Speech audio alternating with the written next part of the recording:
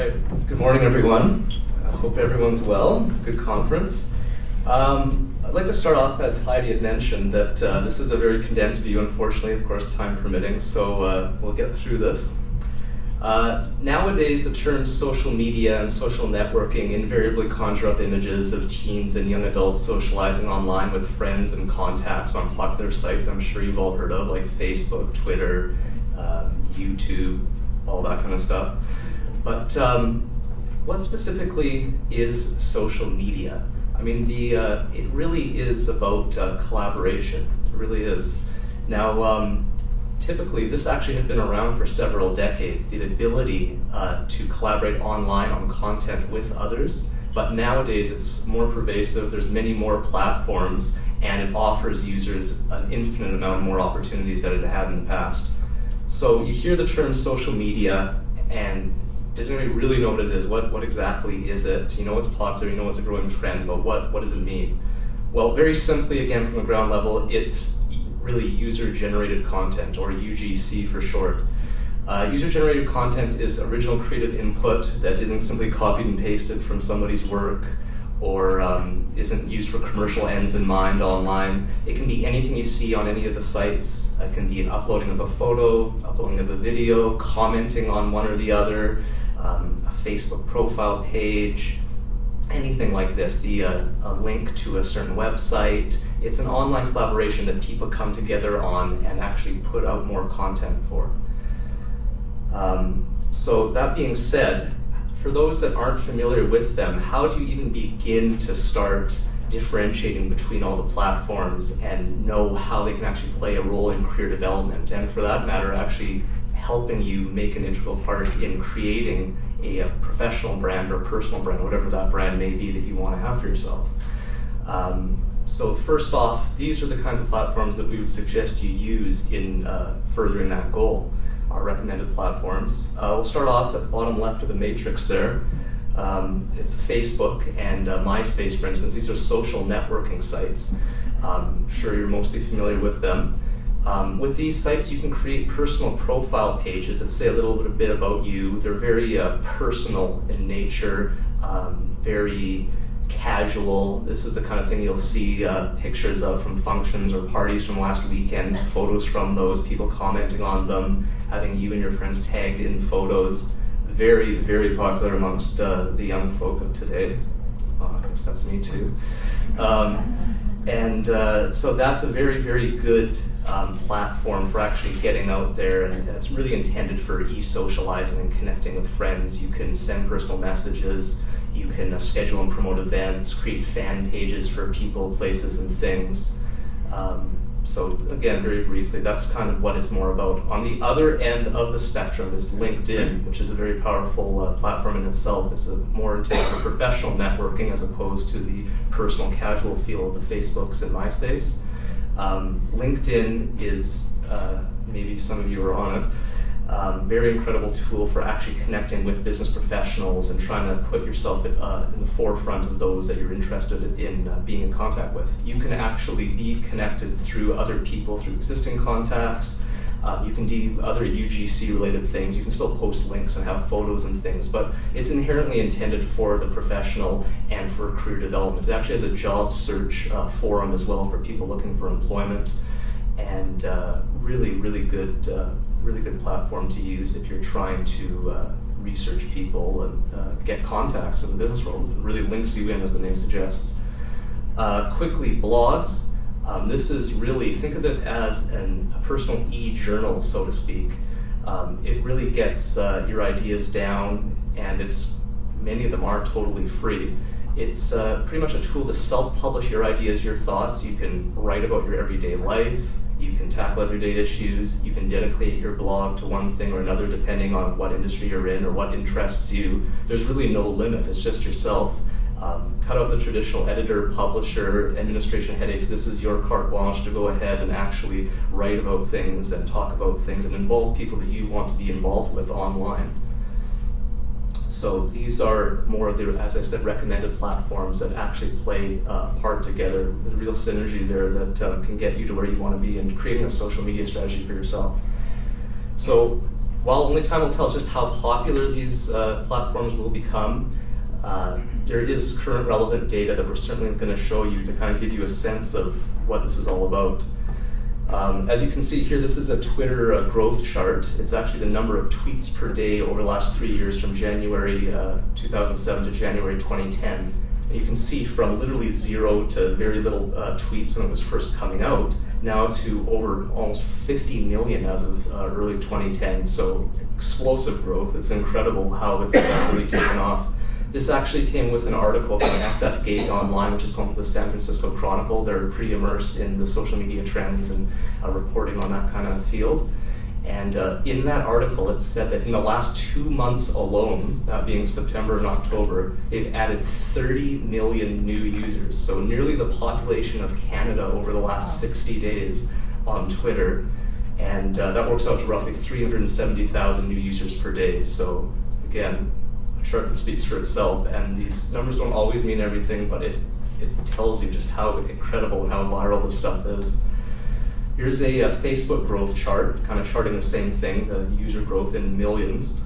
You can see here, as it was a new phenomenon at the very end of 2004, from humble beginnings of 0 users just starting off, to now over 500 million as of middle of 2010.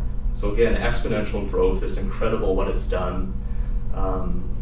And really, if this isn't reason enough to be not necessarily on it, but to be interested in it and pay attention to what's going on, then I don't know what is. I'd certainly like you to read those facts if you can. We'll only touch on 2 or 3 of them for a minute because of time, of course, but I should mention that these are all from, except the first one, from YouTube, a video sharing site, which is actually a video entitled Social Media Revolution 2 by Eric Qualman. It's the bottom link in blue there. You can search for it yourself. Very interesting video. Facebook actually topped Google as of a week in March 2009 for weekly traffic. To me, that's incredible. Google has become part of our everyday lexicon now. Google is a verb. You know, have you found the answer to this question? No? Okay, just Google it. Did you catch the score, or do you know anything about such and such person? No? Okay, we'll Google it. Well, it's the same kind of thing with Facebook now. Facebook is a verb. You Facebook somebody. And so it just shows you with the amount of users and the amount of interest in this as opposed to all the other platforms, the fact that it can actually compete with Google and they wrestle with one another for most traffic every week really says a lot.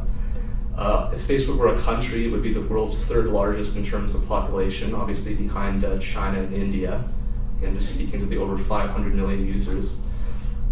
And finally, a survey conducted at the end of last year by JobVite, a company doing research in the employment in the US. 80% of those surveyed, that's 440 HR professionals over a wide expanse of industries, almost anyone you can name, from small businesses to companies with over 5,000 employees.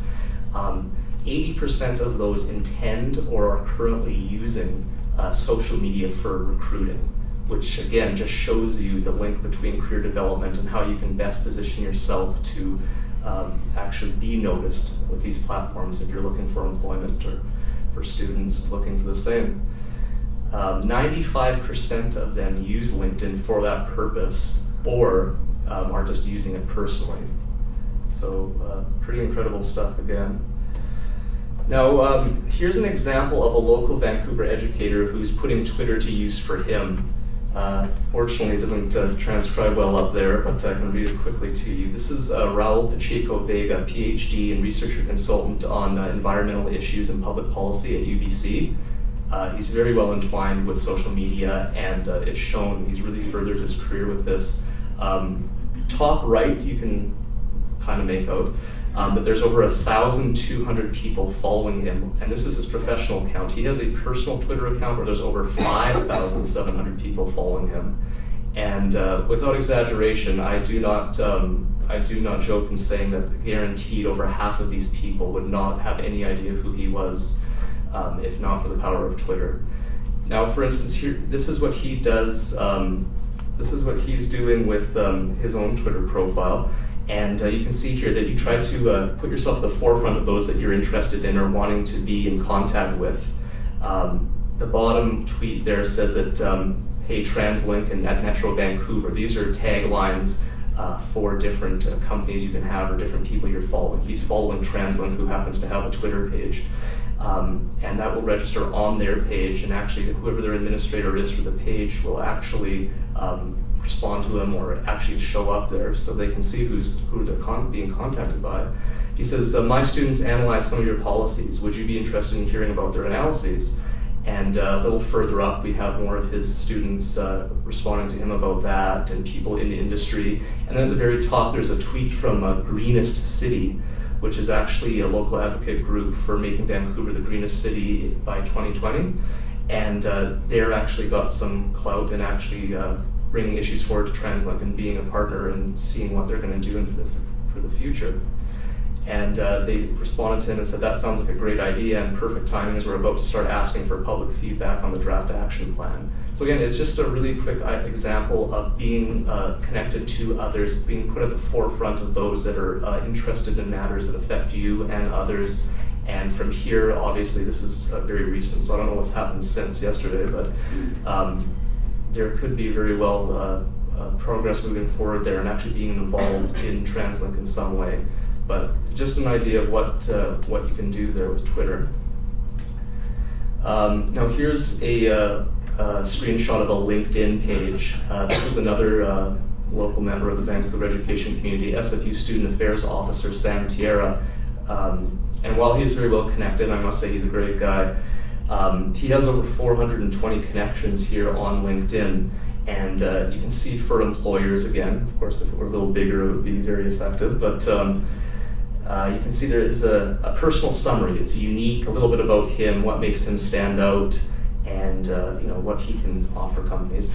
But there's also past information like what his work experience is, his education, what he's done, and that furthers his profile with potential employers and also puts him at the forefront of students who'd like to contact him through another medium. He's adding value to people that want to be in contact with him, and he's doing so with LinkedIn. You can send personal messages, you can recommend the person, you can be recommended by them, be put into contact through some of his own contacts. And he does use this medium very well to actually speak with students and to help in their own career development. At the side there, I actually copy-pasted this from my own home profile page because you can't see this with others. The numbers on the side there, the 14 and 13, that shows you the number of people that have actually viewed your profile in the last 90 days and the amount of times that you've actually shown up in search results. And depending on your privacy settings or what you want to have for your setup, you can actually see the people that are looking at you and the searches that you come up for so you can kind of do a bit of sleuthing yourself and see like where are people looking for you or what industries are these people interested in, and then you can see how you fit in. I am still a pretty new user to LinkedIn myself. I've got 49 connections, but those 49 connections actually link me into nearly 900,000 other business professionals just through the 49 I have. Again, shows you the incredible power. It's viral. You can be at the forefront of whoever you want to be at and be connected with. And finally, you can see that there's over 5,000 new people in the network in just the last week. So again, incredible growth. LinkedIn is a very powerful tool. And again, there's nothing to stop you, your colleagues, especially your students for that matter, from doing the same and creating a path of their own for getting career development, using these tools, putting it to work for them.